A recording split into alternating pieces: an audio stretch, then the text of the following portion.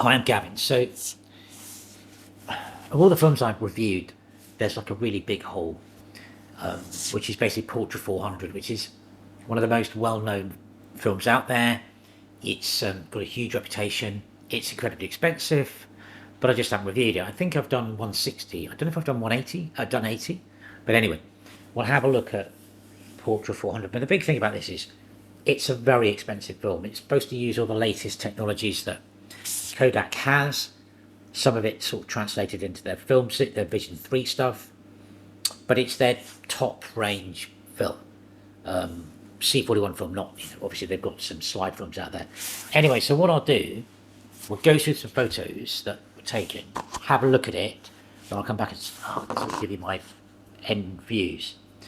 Anyway, here we go. So, okay, so this was taken somewhere in Indonesia, and it's a great faithful representation. The red's pretty heavy. No grain in this, literally, whatsoever. Some dude on a bike looking at his phone outside the Circle K. But yeah, so it's a pretty straightforward. There's no look to it. There's no feeling that it's analog in many ways. It looks a bit digital. Okay, another guy, dude on a bike. Colours are really faithful representation. It's no grain. It looks like I shot it. Soft bit of softness there for film, as it were. Okay, and then this one. Okay, this sort of where it comes into its own. It's out the window of a plane. You can see the huge gradations from the blue as it goes down to the horizon, and then from the blue all the way down to it goes to the south. This is somewhere over Qatar, I think. But anyway, absolutely beautiful colours, beautiful colour rendition. And I mean, yeah, so I mean, great gradations in the colours, and just great colours really, and literally not much grey.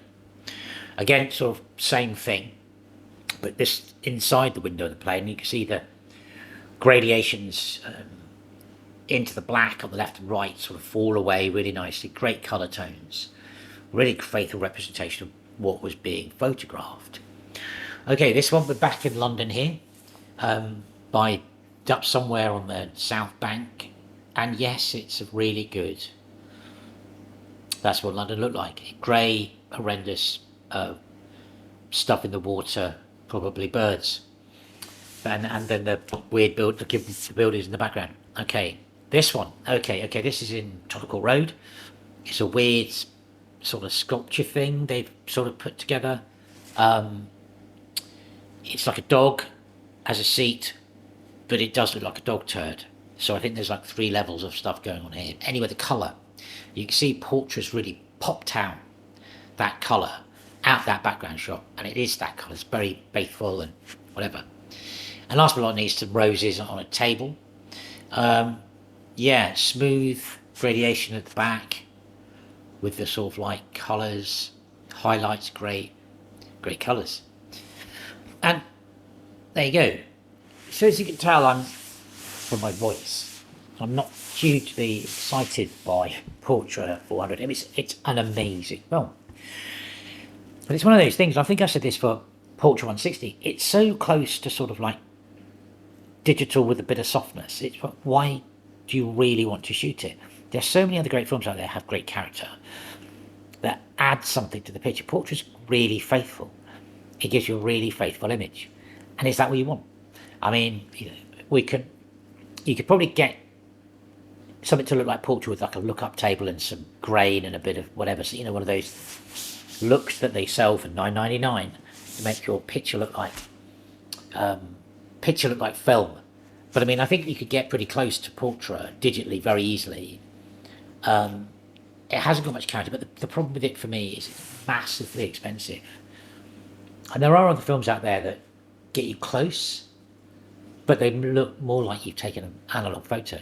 So I don't know. I mean, I know millions of amazing photos have been taken on Portra, and people are going to wade in with me going, you shot them wrong and all this. But it was a great sharp lens. I think it was a Pentax 43mm f1.8. So when it was down at f2 and below, it's quite sharp.